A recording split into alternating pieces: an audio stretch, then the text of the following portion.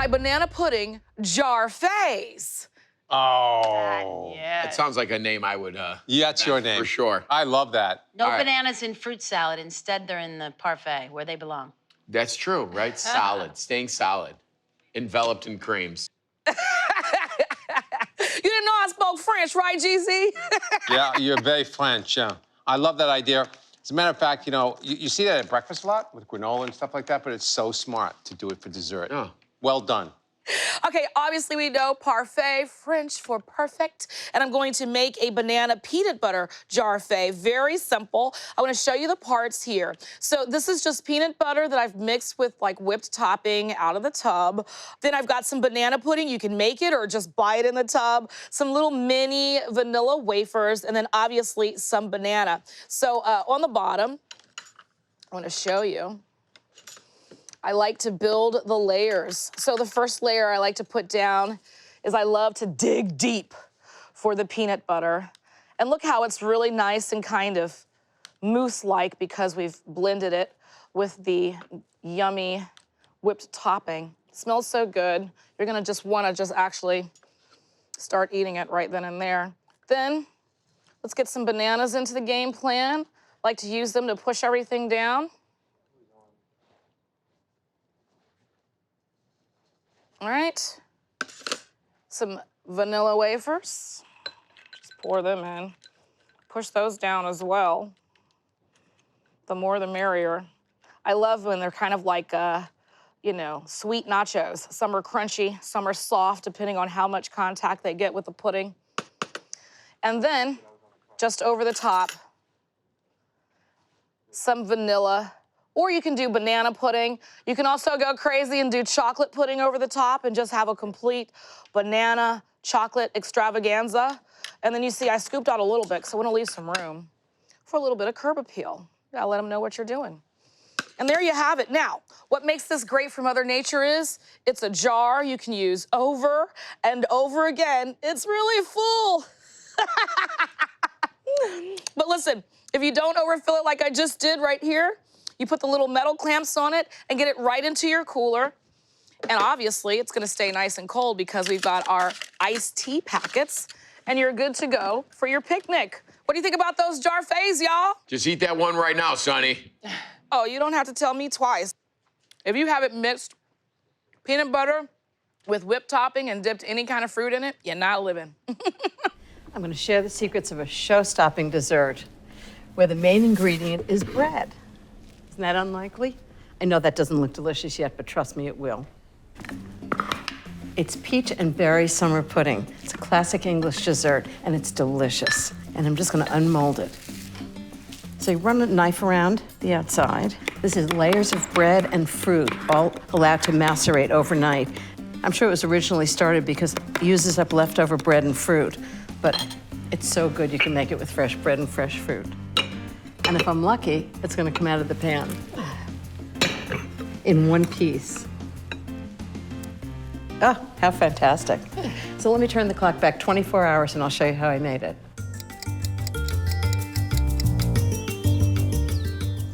Summer pudding is basically layers of bread and usually berries, but I kind of want to ramp up the flavor. So I'm going to use French brioche loaf and a mixture of cooked berries and peaches. They'll be really great together. So this is the brioche. It's an egg bread. It's kind of rich. It could be challah. It's the same kind of thing. And I've cut it in 1/2-inch thick slices after I cut the crust off. And this is the peaches and berries all cooked together. It's just gorgeous. I'll show you how I made it.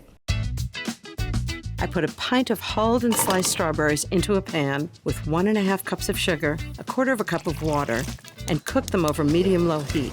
After 5 minutes, I added 2 half pints of fresh raspberries, 2 half pints of fresh blueberries, a pound of peeled peaches cut in 1/2-inch dice. I brought everything to a simmer, then I cooked it for another minute, turned off the heat, stirred in another 1/2 pint of raspberries.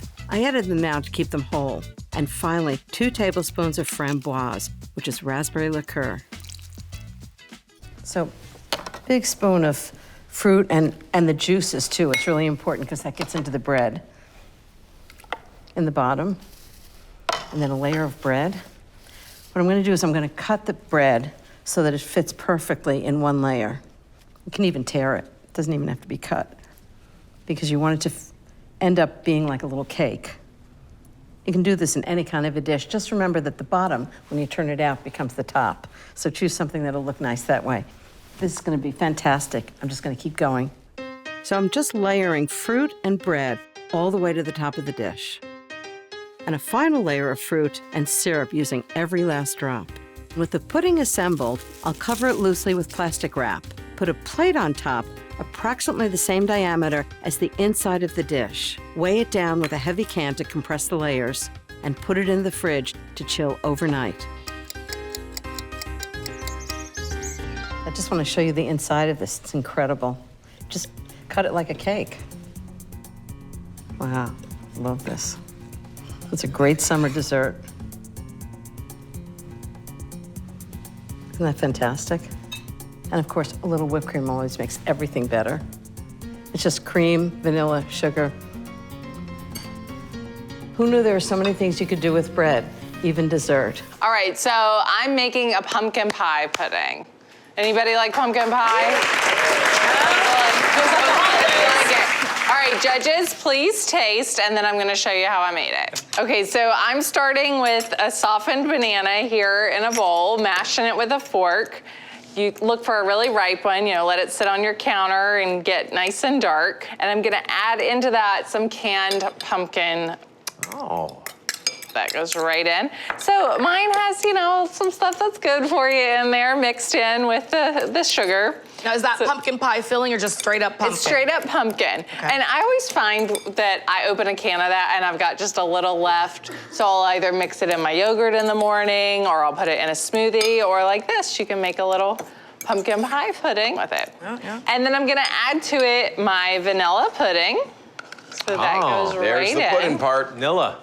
Yeah, a little vanilla pudding, and that's gonna give us our nice sweetness and richness. Mix it, mix it, mix it, and I've got pumpkin pie spice. Okay, your best I love friend. the pumpkin pie spice, so put some of that in, and just really, really mix it. There we go, it's looking good. And now I'm gonna put it into my little cup here. Wow, salad. Salivating over here. Peanut gallery. The only judges that matter are the three sitting Yeah, there. you're right about Not you that. guys. All the power's in your hands, Yeah. kids. And I'm gonna add some sliced banana to it, and then I've got crushed graham crackers here. Okay. Give it a nice little curb appeal, little texture. Very good. Beautiful. There it is. Well, our judges, you guys had a chance to taste this. Please tell us what you thought of the dish. So I really like the pumpkin flavor and like the pumpkin pie spice and like the banana with it. Like never had them together, but they really taste good together here. Look at you, girl. And yeah, I really like how it looked with the slice of banana. Any negatives that you might want to share? Not really. Okay. Very good. Gabby? I like that the flavors and the overpower each other, and I didn't think pumpkin and bananas didn't like, Pair well, but Yeah. it was a surprise, yeah? See? and it was like very filling and tasty. So you can picture yourself eating that after school and be good till dinner, right? Yeah. That's what you requested, Katie. Lindsay? I really like the texture of the graham cracker on top, and I really like the flavor of the pumpkin spice. Hey everybody, it's Molly A from Girl Meets Farm here, and today we're gonna be making peanut butter pudding dirt cups. They're grown-up versions of the dirt cups that you might have had when you were a kid, only instead of gummy worms, I'm gonna show you guys how to make little marzipan vegetables to bury in the dirt. First, I'm gonna show you how to make my peanut butter pudding. So, grab a big bowl and add 3 large eggs. The eggs will help thicken the pudding and make it rich.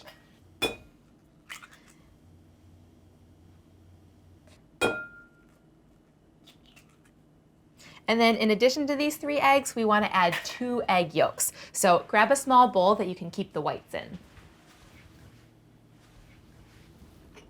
All right, so to separate your eggs, just crack it on the bowl that you're going to put your whites into.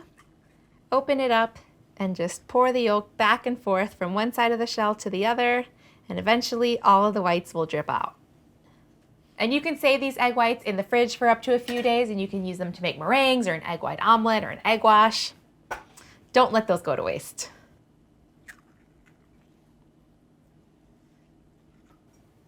and only adding the yolks to the pudding makes it extra rich. And next, add 2 tablespoons of cornstarch to the eggs. And this will help the pudding thicken.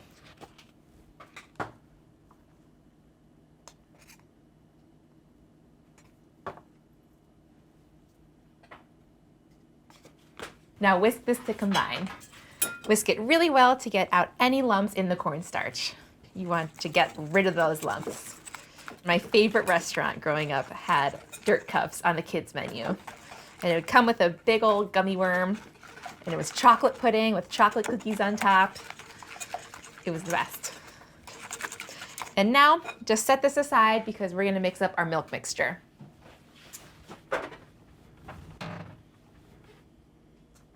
So grab your heavy cream and whole milk, and measure out 2.5 cups of heavy cream and 1 cup of milk.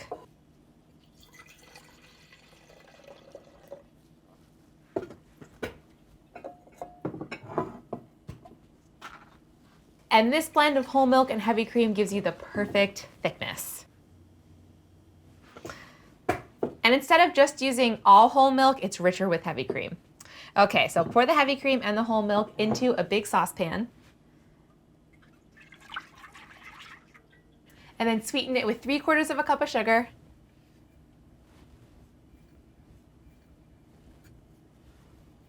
Add 3/4 of a teaspoon of salt. This will bring out all the flavors.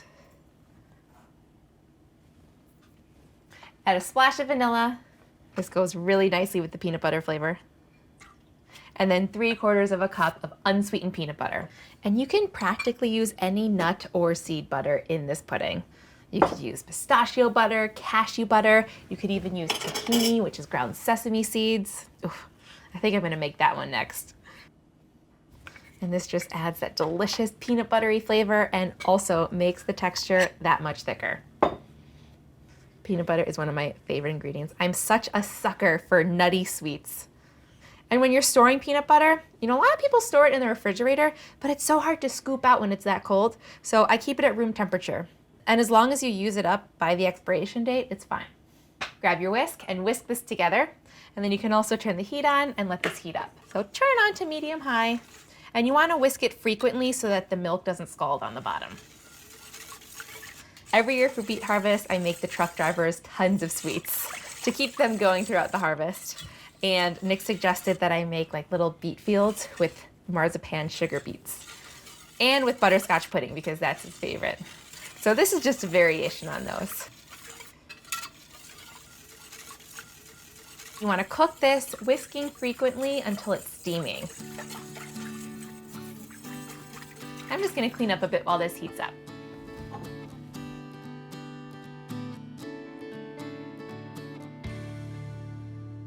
Okay, now that the milk is steaming, you're gonna wanna add your eggs, but you don't wanna just dump this mixture straight into the pot because otherwise the eggs will cook immediately and you'll essentially have scrambled eggs in hot milk, and that's gross. And so you wanna do a process called tempering, which is when you add some of the hot milk to the egg mixture so that the egg mixture rises in temperature gradually.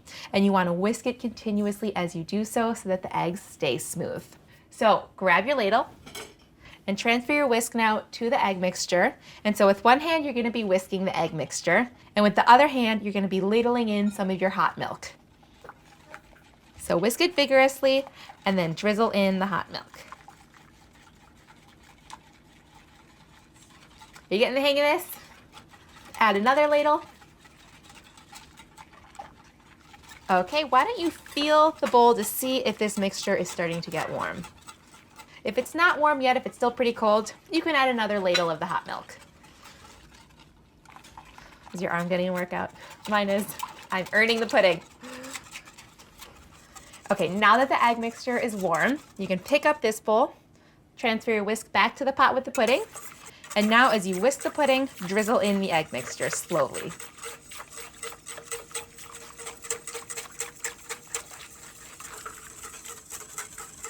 You did it! Easy. And now we do not have to be worried that there will be any clumps of egg in the pudding. We'll have a nice, beautiful, rich, smooth pudding. I want you to continue to whisk this as the pudding thickens up. It'll happen in a few minutes, and it'll be like magic. Okay, how's your pudding doing? Is it starting to thicken? You know it's thick enough if your whisk is leaving trail marks or if it coats the back of your ladle. This is exactly what you're looking for. So turn off the heat and then grab your serving cups and use a nice glass cup for this so that you can see through and see all the layers. Okay, now ladle the pudding right into the cups. Look how smooth that looks.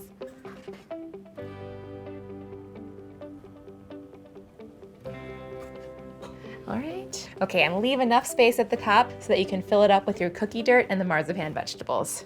I'm gonna clean off the edge here. I like to make sure everything is nice and clean.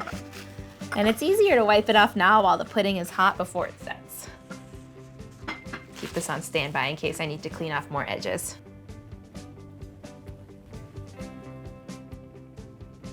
Doesn't that look good? It looks so silky and luxurious.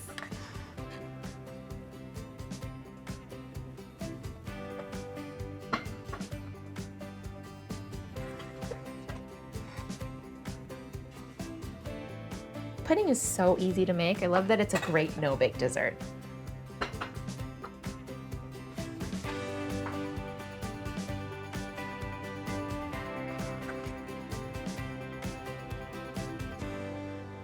Great. Okay, now cover this up with plastic wrap.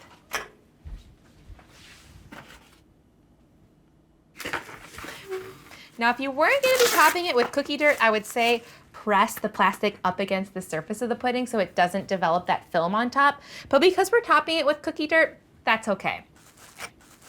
Now put these in the fridge so that they can cool and set.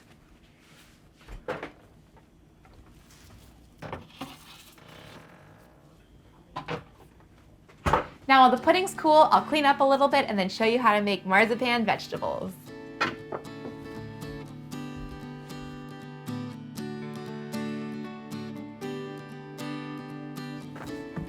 Okay, now grab your marzipan and food coloring. I'm gonna be using 2 colors of marzipan today. This maroon beet colored marzipan, and I'm gonna tint some of it orange to make carrots. So unwrap your marzipan. Marzipan is one of my favorite decorating ingredients. It's essentially just almonds and sugar, and I love eating it straight, but it's also my favorite way of decorating desserts. You find it in the baking aisle, or you can even make your own. And what's awesome about marzipan is that you can color it really easily with food coloring. I like to wear gloves so that my hands don't get dyed. I prefer to use gel food coloring with marzipan because it incorporates really easily, but if you only have liquid food coloring, that's okay. Okay, now add a little bit of your food coloring. You can create a little well. And just use your hands to knead it in. So I'm just folding and smushing and folding and smushing, and I want to work that food coloring evenly throughout. You can already see it's starting to show through. And if you're not wearing gloves for this and you find that the marzipan is starting to get sticky, you can dust it with a little bit of powdered sugar. It'll make it easier to work with. Okay, so my maroon is pretty dark, so I'm gonna add a little bit more orange food coloring. This is just the type of thing that you can adjust as you go. Okay, this is looking great. This is exactly the shade that I want it. To make a marzipan carrot, pinch a little piece off, maybe like the size of a jelly bean, and then just start molding it into a carrot shape. So you can roll it between your fingers and make it pointy at one end and rounded at the other end, kind of carrot-esque. Okay, and you can add little lines in it using a butter knife. So you just kind of want to press in with your knife and roll it around so that you can get little carroty lines in it. These aren't totally realistic. They're more like caricatures of carrots. There we go, like that. And now for the stem, I'm going to use some fresh rosemary. And then rip off a piece that has a few leaves attached. Like one of these. And then all you do is stick it in the top. Ta-da!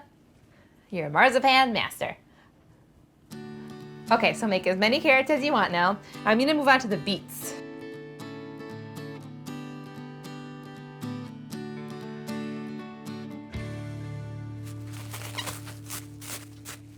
Okay, so pinch off a little piece of the maroon. And this is the same exact thing. This is marzipan kneaded with dark red food coloring.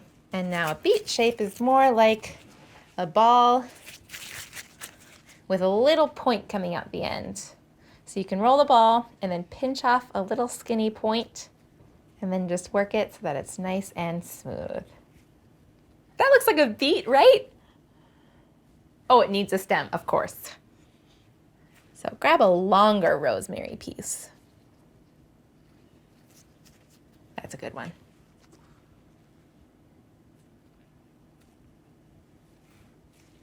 Ta-da! A marzipan beet. Okay, I'm gonna make another beet now.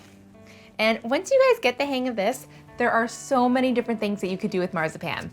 You could roll it out with a rolling pin and cut out characters with different cookie cutters or cut out letters. I'm gonna be here all day, you guys. How cute is that? Around here, we say, oh, for cute. So I've made enough marzipan vegetables here to top 1 dirt cup, but you'll need quite a few more of these little guys to decorate 4 of them. So if you need to hit pause and come back, now's the time.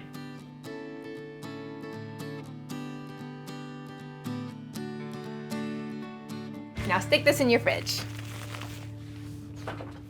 And you can also grab your pudding at this point.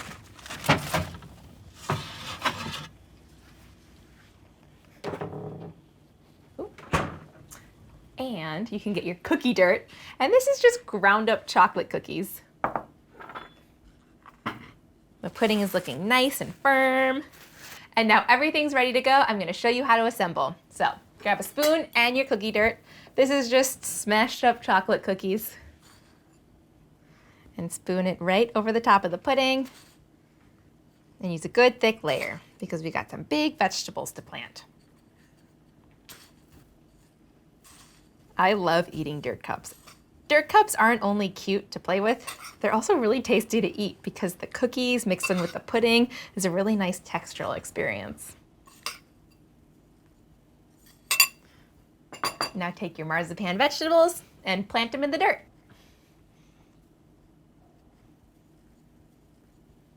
So wiggle these guys in, and if you want, you can leave a little bit of the tops of the vegetables peeking out. I just think it looks cute. The best part about this dirt is that there's no bugs in it. This is way more fun than being out in the sun and melting while you plant your real garden. Ta-da! How cute are these? These peanut butter pudding dirt cups are adorbs. All right, I've gotta have a bite.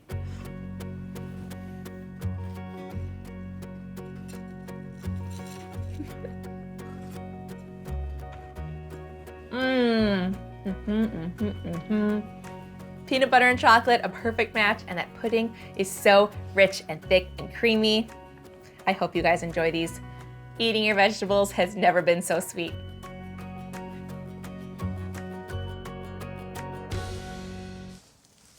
When I ask my friends what their favorite dessert is, they always say, croissant bread pudding.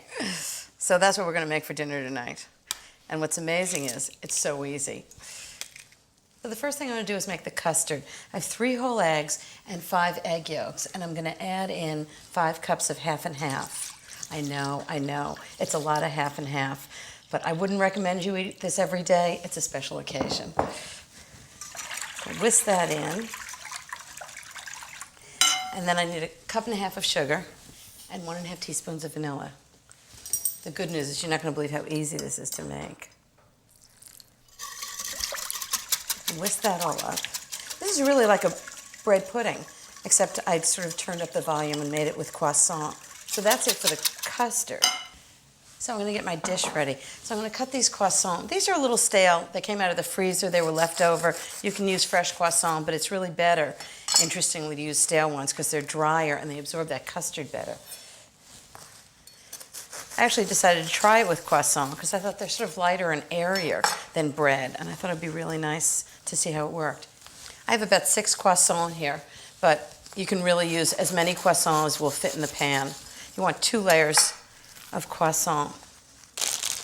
This has about a cup of raisins in it, and I put the raisins actually between the layers of croissant because if they end up on top, they'll burn when they bake.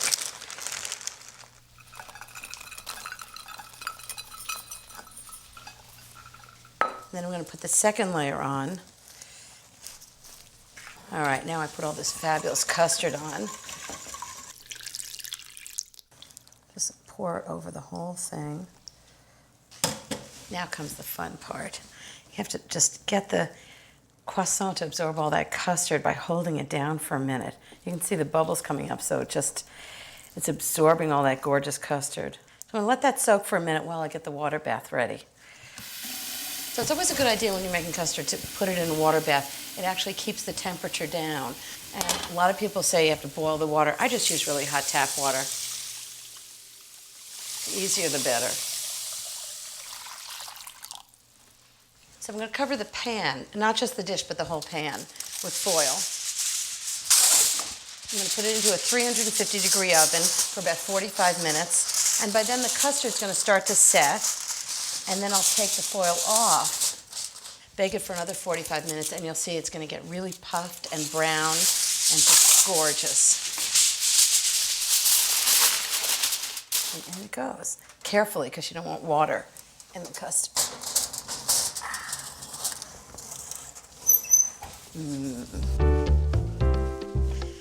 So the croissant bread pudding's been baking for about 45 minutes at 350, and now I'm going to take off the foil and let it bake another 45 minutes until it gets puffed and nicely brown, and it'll be delicious. I'll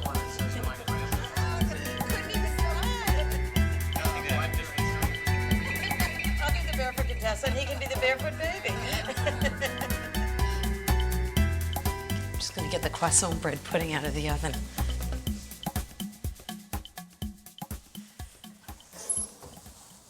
Oh, it's so gorgeous. Let it rest on top of the stove.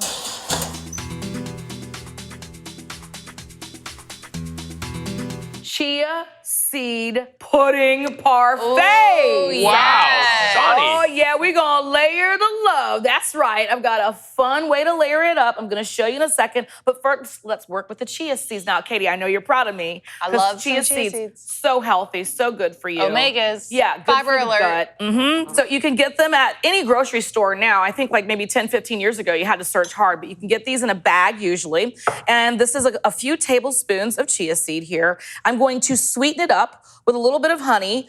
You'll notice it pours well because I just zapped it a little bit. So smart. I don't have that knot of honey moving around.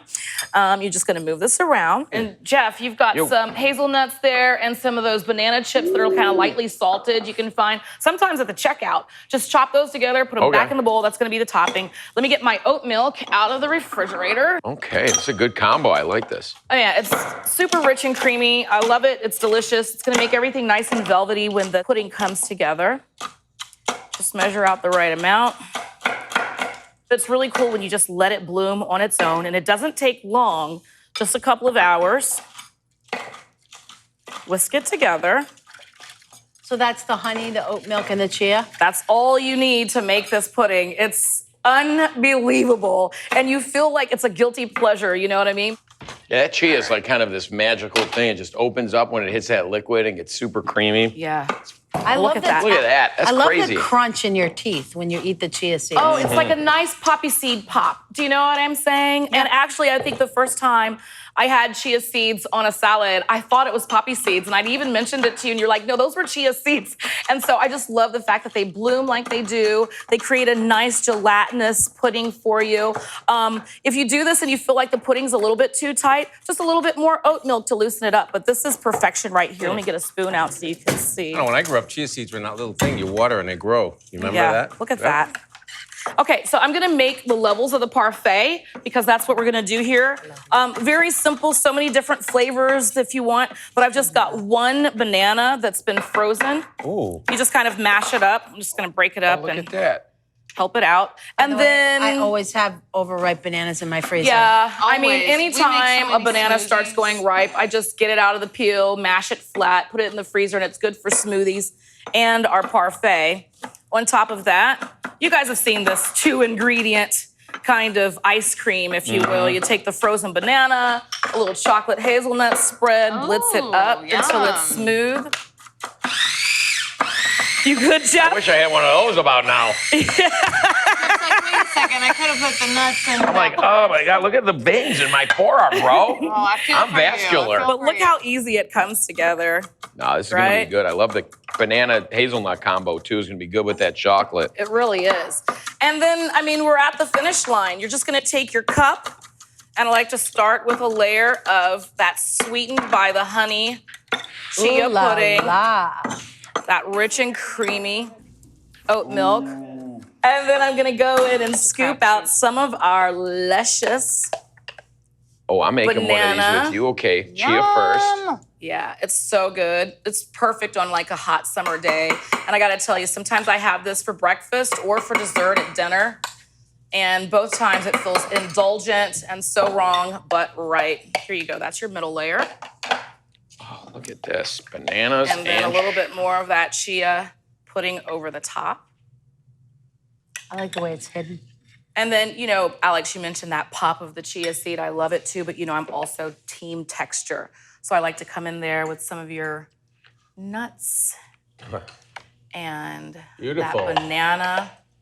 Salty, sweet. I'm honestly, the banana, the hazelnut, the crunch of the seeds. Yeah? Yeah. Is it right up your alley? Yeah. And there you have it, really easy. My chia seed parfait. Stick a spoon in it and you're done. Here you go, Jeff. Oh man, I get the official Give a taste. taste, Oh, yeah. thank you. Wow. Don't mind if I do. GZ. Thank you. For you. Tastes like dessert, doesn't Oh, it?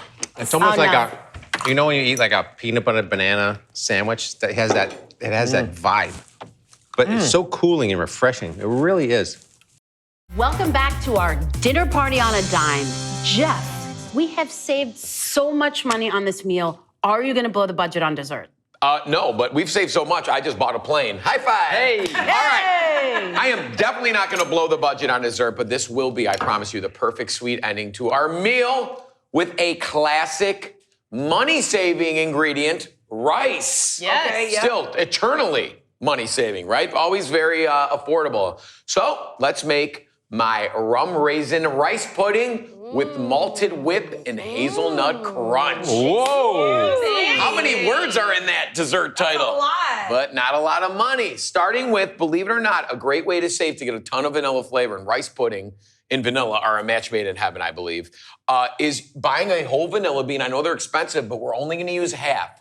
And when Jeffrey's gonna expertly scrape the beans out of that bean, or the little vanilla flecks inside that little pistol there, what he's gonna do is remain with that just stuff that bark, right, essentially, that we can grind up, or you can just put in whole into your sugar that you use for your coffee every morning. Don't throw that away. So do not throw it away. It just carries on. So reserve all that. The other half we reserve for another recipe.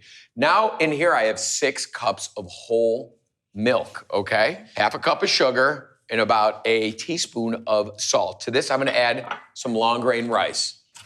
And we're gonna bring this up to a simmer and lightly simmer it till it thickens up, just like that. Right here, I had some hazelnut crunch that Jeffrey is gonna kind of run through some of it with his knife to give me some shards to garnish. And then we're gonna keep these guys, and this is just butter, sugar, and whole and partially crushed hazelnuts. That gives us these like kind of praline bark that are gonna be very crunchy with each spoonful, but then we're gonna garnish with this to make it look fancy. So With some fancy. You are a very fancy guy. affordable ingredients. I'm gonna save all this beautiful, look at all that vanilla. That is a ton of vanilla. And we're gonna see the flecks, which automatically look expensive. That's true. After we simmer this for about 45 minutes to an hour, depending on what rice you're using, just real gentle simmer with a stir occasionally, keep the lid on.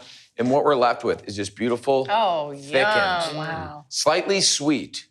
So after about 50 to 60 minutes, this is what it's gonna look like, Jeff. And then we're gonna take it off the heat. We're gonna let it cool. And next, we're gonna add in all that vanilla you expertly extracted. Now comes the rum raisin part. Ooh. a bag of raisins. Maybe the raisins got a little harder than you like. Maybe. You get some rum, which is a very notoriously affordable spirit. And we're just gonna add that in there, let it kind of flame up. You can hit it on the side there, let the alcohol cook off, and let the raisins rehydrate with all that delicious rum. So we're gonna add, look at those beautiful plump golden raisins. You can use the other raisins. I like the golden raisins. I don't know, I just feel like probably the same price, but. I could make those and fold those into a cookie batter. That sounds heck delicious. yeah. Like oatmeal raisin. Beautiful. Oatmeal rum raisin. I love them. But by the way, again, penny pinching from the pantry. If you have dried cranberries or dried anything hanging Dried around, cherries. apricots. Gorge. Now, this is warm, right? So to cool it quickly without overcooking or clumping up the rice or, I like to almost taste and feel each individual grain. That's what I love about well-prepared rice pudding. We're gonna smooth this out on a sheet pan, put it in the fridge, and I have one. What's that? It makes a lot. Look at all that. I mean, how much rice was that? That was barely a cup. And Jeffrey, can you hand me the other, put this in here if you don't mind. I'll switcheroo with you. This is the beautiful chilled rice pudding, right? Takes about an hour to chill. Some people like kind of warmish room temperature. I like a really cold rice pudding after a beautiful meal with spicy arrabbiata, garlicky chicken, and we got these raisins. What a nice dinner party we've had. Let's just think about all the good food that we've had on a budget. And I mean, real comfort food. I mean, did everybody have this at the diner growing up with the sheet of cinnamon on top? Yes. My grandma would make rice pudding. I remember it'd be like, oh, Dora's making rice pudding tonight. She'd make it in a casserole dish in the oven, though. Oh, really? Yeah. Baked. That's bananas. Oh, wow. So now you can kind of play with it a little bit. I'm gonna do a little sidecar here, a little half moon, if you will, of that Team texture. hazelnut crunch. And then we're gonna take one of these beautiful, Put a shard in there. put a shard on it. Last but not least, not just any whipped cream, Jeff. This is whipped cream, a little sugar, and tons of malted milk powder. Look at that. So it's like just. What a flavor combination, Jeff. Right? Where'd you come up with this, Jeff, this might be too fancy for the rest of the dinner party. Listen, but you can make these ahead, dollop it even dollop as it. you go, or even before. Keep that all in the fridge. Yeah. And here you have it, a very decadent, Spoon me. quite fancy dessert. And can I just say, by putting it in the individual servings, it makes it so much fancier. Yep. But it's like you asked about the malt. I mean, I've ordered a couple online. I got that classic one that comes in the canister. And I just love adding it to like a little ice cream at the end of the night or so. I think it's such an underutilized, wonderful flavor where nothing really tastes quite like it. First of all, this hazelnut crunch and the malted, I have malt powder in my pantry right now. I've never thought to blend it into whipped cream. So smart.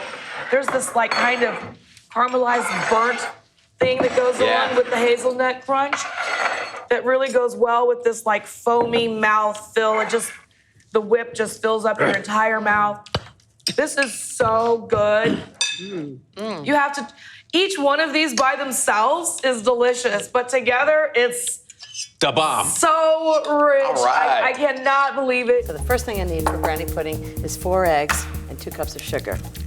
Can't make brownie pudding without eggs and sugar. You know how the old cliche goes, the way to a man's heart. Here we are 40 years later. When I was 16 and Jeffrey was 18, I used to make him brownies and send them in a big box to school. I think he was the most popular guy in the dorm when they arrived. So I think brownie pudding is very romantic for our anniversary, 40 years. Yikes. Okay, 2 cups of sugar. Okay, so beat these together. Okay, so the next thing I need is cocoa powder and flour. So first I need 3/4 cup of cocoa powder. Okay, that's a half. And 1/4. Use really good cocoa powder. 1/2 cup of flour. And just sift those together. This is really more like something between a brownie and a pudding. It's very sort of like a molten thing in the middle. It's so good. Okay, I'm gonna put that aside while I put the vanilla in. So I've got 1 vanilla bean, just like that. Love the smell of vanilla, it's my favorite.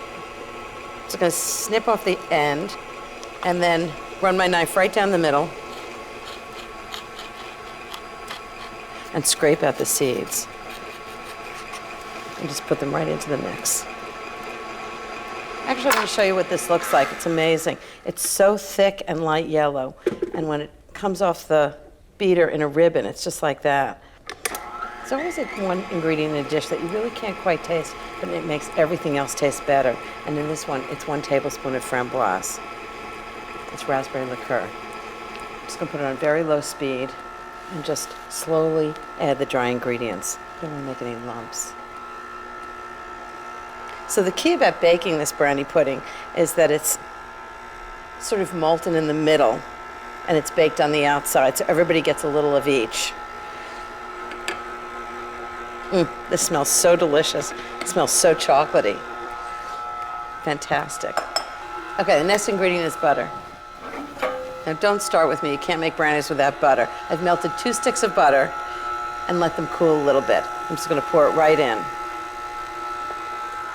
Anybody who tries to make brownies without butter should be arrested. And for brownie pudding, it makes it very wet and delicious. Perfect. Okay, that's ready. Just put that into a baking dish.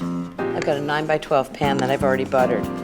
Any similar size will work for this. Now, does that look chocolatey or what? So I'm gonna smooth it out, and then I'm gonna bake it in a water bath, and that's gonna make sure that it bakes really evenly. What makes me think I could just serve it like this and Jeffrey would be very happy? Okay, very hot tap water. This is such a great dessert to make ahead. So you can bake it and just leave it on the counter. Okay, I'm gonna bake this 325 degrees for exactly 1 hour. And it's gonna be sort of baked on the outside and like pudding on the inside. Sweet and savory brunchy bread pudding! Oh, really? Okay. Yes. What do you want me to do? GZ, what I'd love for you to do is if you could first please hook up my bread. Just cut it, 6 pieces of it, slice it into triangles. 6 pieces, and get it onto my rack here. I'm gonna make the custard that really flavors up the entire bread pudding. I'm gonna use some heavy cream. There it is. You know it. And then I'm gonna get in some cinnamon sugar, which is now at the top of my rack. Like, it's salt, pepper, cumin, cinnamon sugar, Hungarian paprika, and Katie's garlic salt. I use it all the time. All right, look at that, shout out. A couple of eggs go in. So GZ, why gluten-free bread? Well, my daughter and my wife are gluten-free, so we have it all the time, and we use a lot of it, and it's actually quite good. Yeah, it's getting better and better too. Okay, so if you don't mind taking that into the top oven, and then just bring the other ones back. We've already toasted some, but we like to feed a crowd here at the kitchen, so when we're gonna toast these. We gonna make 2 and eat 2. Yeah, so bring those bread toast points back. I'm just gonna get some of the orange zest off of your orange. That's where all the good flavor of the oil of the orange is. And I'm gonna get it into the bowl here. Now, before we started, I hooked up your sausage. All I did was just like sear them down in a pan. Beautiful. If you don't mind taking them out, chopping them down. Where do you want to put them? So I'm gonna put them in the bottom of the 8x8 that's just buttered up. So it's gonna be at the bottom of the custard and the bottom of the bread pudding. And just kind of cut them in the way where you're like, I can get this and a piece of bread on the fork at the same time. So not too big, but not too small. It's like a sausage crust. Yeah, down at the bottom. Now, is that chicken breakfast sausage or chicken Italian or just chicken sausage? Like chicken Italian. Okay. Yeah. All right, so remember, this is the heavy cream, cinnamon sugar, orange zest, a couple of eggs. Pass me that Greek yogurt. Yes, good idea. GZ, if you don't mind getting the juice out of those oranges, and that's gonna go into the syrup. What are you talking about? I love the idea of incorporating the yogurt into the custard. Oh, I do that a lot. Really? Yeah, my bread pudding. Some protein to it. Look at you talking about protein. No, for me, it's about the flavor, the zip, and the viscosity. It comes through nice and thick. It would be kind of like adding some buttermilk to it. Yep, it sure would. Giving you that tang. I'm just gonna get this into my 8x8. Now remember, this is buttered, got GZ's chicken sausage down. I'm just gonna go in with my toast. And the reason I toasted it is usually people, when they're making bread pudding, they talk about using that day-old bread. Nobody got time for that. I'm making a day old today. You want it, you want it. Toast it, yeah. Put it in your toaster oven, or you can just put it on a wire rack like this in your oven and get it nice and toasty. And like I said, just get the custard right over the top. Yep. Ooh. Oh, wow. Look how thick and velvety that is from the yogurt. Total That's what you're going viscosity for right breakdown. there. Yeah. The eggs come through with that, and it's good old I could Greek smell it. I yogurt can as smell all that well. orange zest and orange juice. Yeah, orange from zest here. really does a lot of work in that. So what you want to do is get this into the oven. I like to sprinkle the top with a little bit of cinnamon sugar.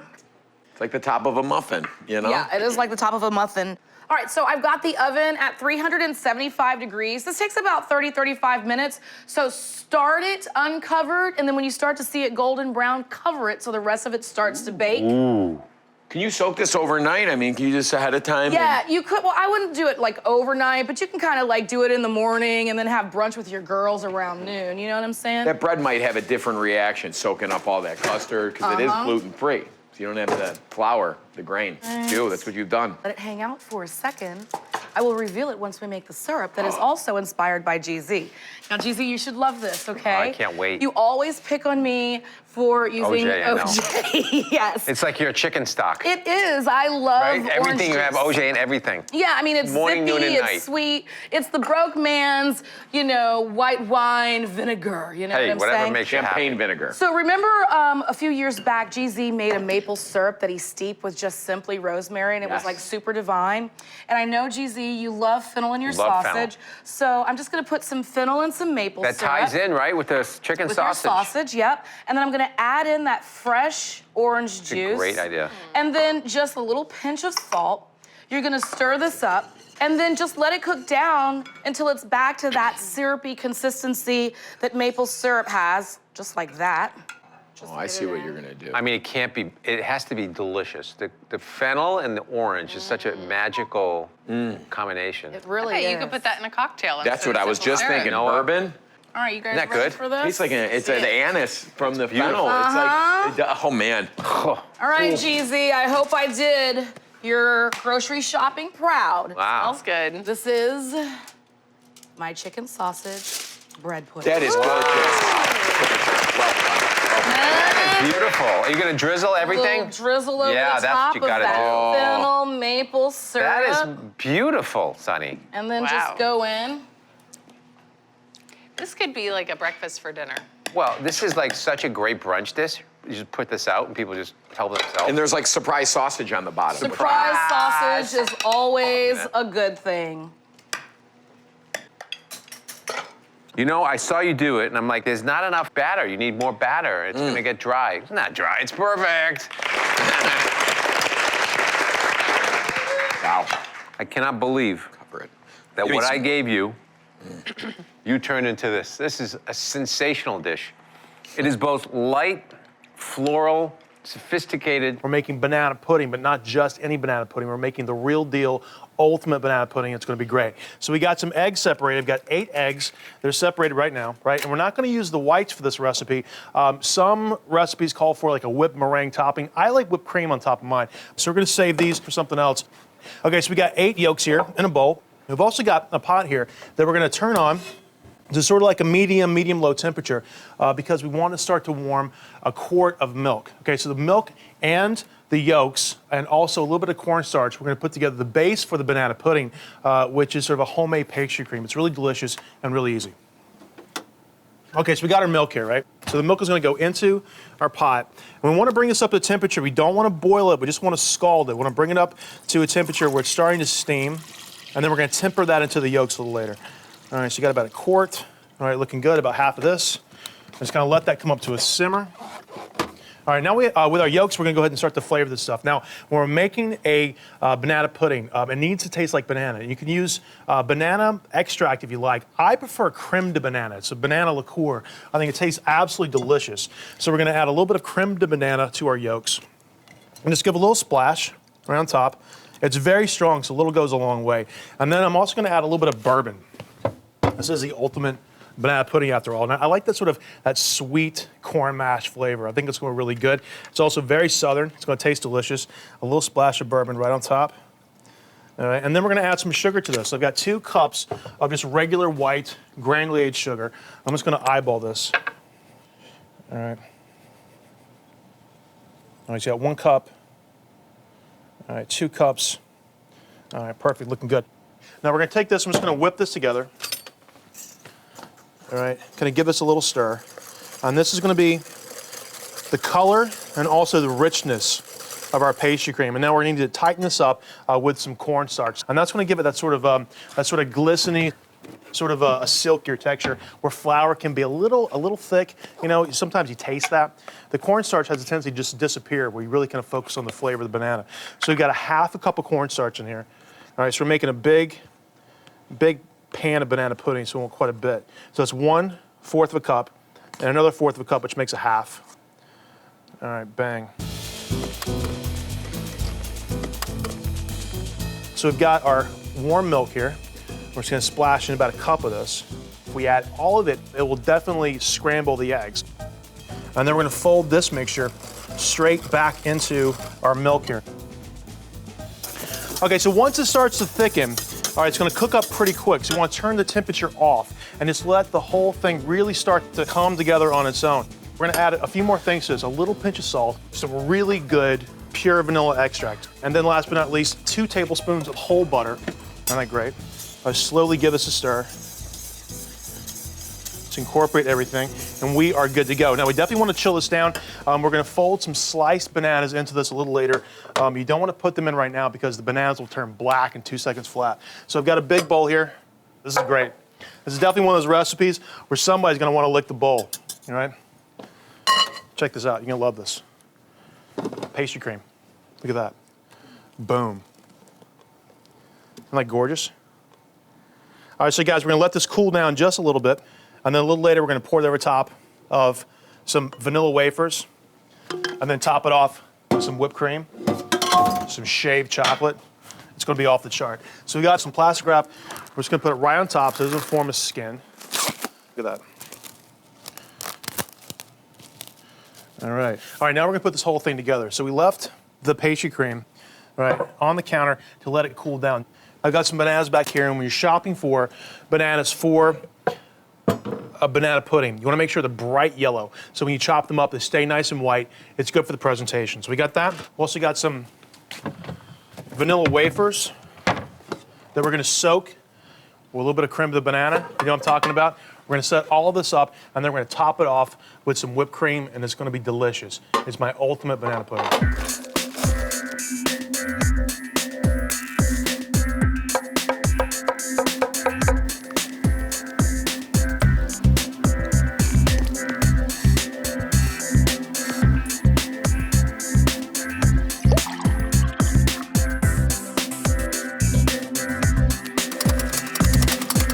All right, looking good, looking good. We're talking about nice stiff peaks. Isn't that great?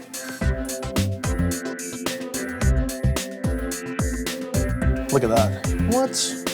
From one end to the other, back and forth. Look at that. Banana pudding, baby. All right, I'm gonna take a paper towel. Just gonna clean up the edges a little bit, right? So it looks really great. Throw this in the fridge, let it get nice and cold. And then I serve this on the table, family style. Nice big stack of bowls, spoons, a big serving spoon, and you are good to go. Boom. Banana pudding. I've got a banana pudding right here in the fridge. Creamy, rich. We made pastry cream. Yolks, sugar, milk, cornstarch, whipped it together. Lots of fresh banana. And here's the kicker, guys. Take a look at this. Semi-sweet chocolate. Got some vanilla wafers right on the very bottom, all right? And they're flavored with a little bit of creme de banana. All right, lots of chocolate, lots of whipped cream. And that's absolutely delicious. All right, I'm ready to scoop out a gigantic portion for myself. Take a look at this. You ready? Gonna get a drum roll. A big scoop right on the bottom. Now you wanna make sure you get everything. A little bit of vanilla wafer. Look at that. Some banana pudding. Lots of whipped cream. Now that is what I'm talking about. So I'm making a form of bread pudding that I call not your grandma's bread pudding, because it's not my grandma's bread pudding. My grandma's bread pudding, everyone loves it in the family, but it's really, really rich. growing up, I thought that was the only way of making bread pudding. But as I got older and I started my supper club, I found a more suitable way for me to make bread pudding.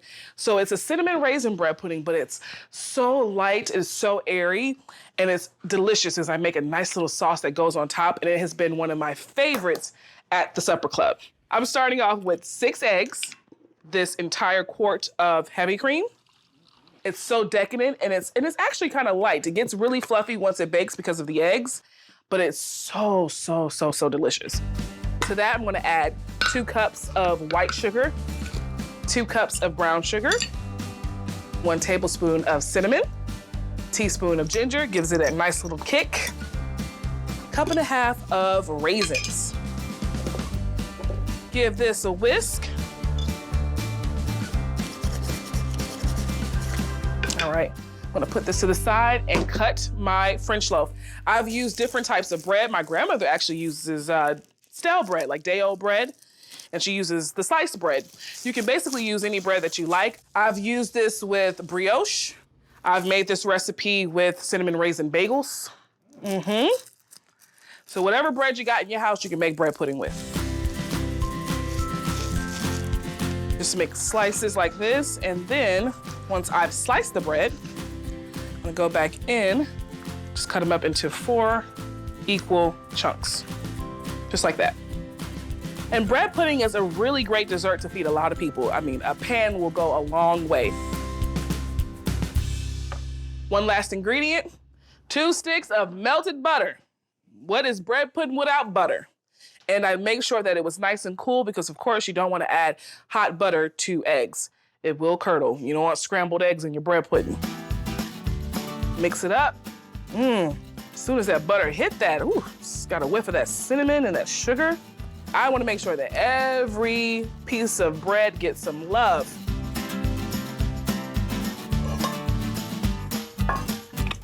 All right, spray my baking dish with a little canola. Make sure that it doesn't stick once it's baked. I'm gonna pour this directly into the baking dish. Oh, that looks great. I'm gonna put it in the fridge for about an hour and check on that chicken. This will let the bread soak up all of that custardy goodness. I'm gonna change the temp on my oven to 350 and pop my bread pudding in. This looks amazing. So before I put it in the oven, I'm gonna just sprinkle a little bit more white sugar on top, and that's gonna help it get nice and caramelized. So I have my oven preheated to 350. It's gonna bake for about 45 to 50 minutes. All right, my bread pudding is done. It's beautiful. Look at this. It's nice and brown on top because I added that sugar before I put it in the oven. It is everything a bread pudding should look like. My vanilla brioche bread pudding starts with a custard, just like every bread pudding. This is a really rich one. I've got 8 extra large egg yolks plus 3 extra large eggs. Okay, I'm gonna add 4 cups of half and half. This is seriously decadent bread pudding. But if you're gonna make it, you might as well just go over the top. I'm making a lot of it. 1 cup of milk, whole milk.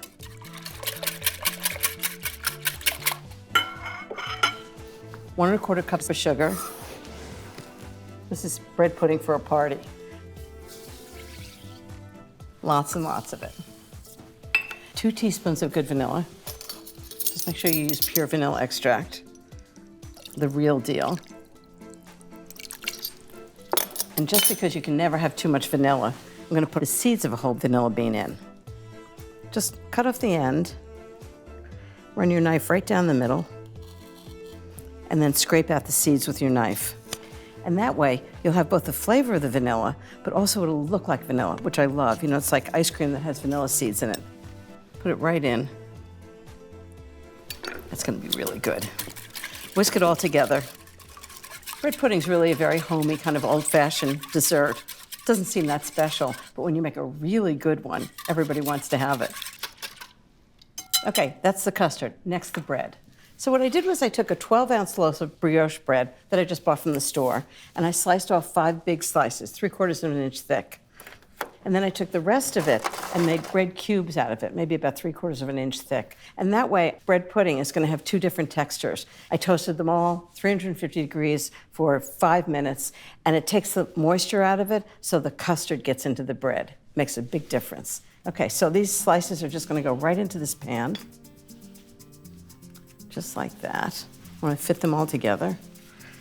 Just break them up because it's all going to be custard anyway until you fit it into a pan. Okay, perfect. And then the cubes go right on top.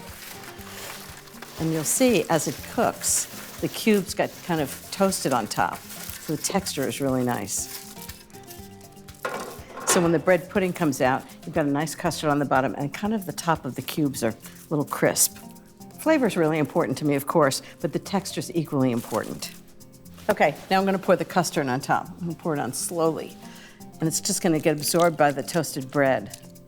You can really use any kind of bread for bread pudding.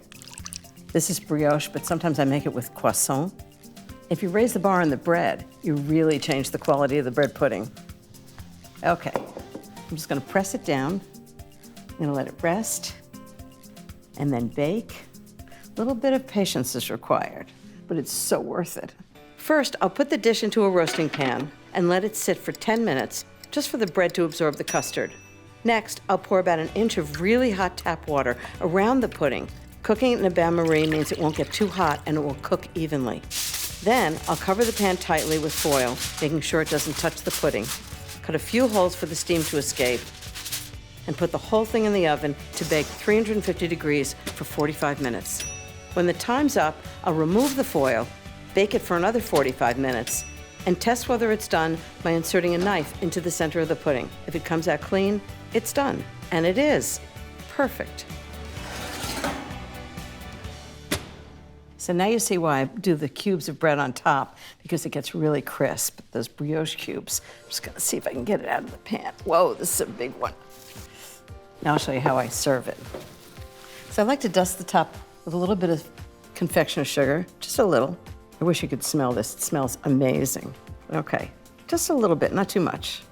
Okay, here's how I'm gonna serve it. I'm gonna cut a nice big square. I'll show you. You can scoop it or you can do squares, whatever you like. I kind of like the square thing. How great does that look? Nice and warm. And now, as though that's not good enough, I'm going to put creme anglaise on the plate. But here's a trick for creme anglaise. Vanilla ice cream is creme anglaise that's been frozen. All you have to do is defrost some ice cream in. Voila, you've got creme anglaise. So just a little drizzle on the plate around it. It's in the category of too much is never enough. And I would say that's the best bread pudding I've ever made.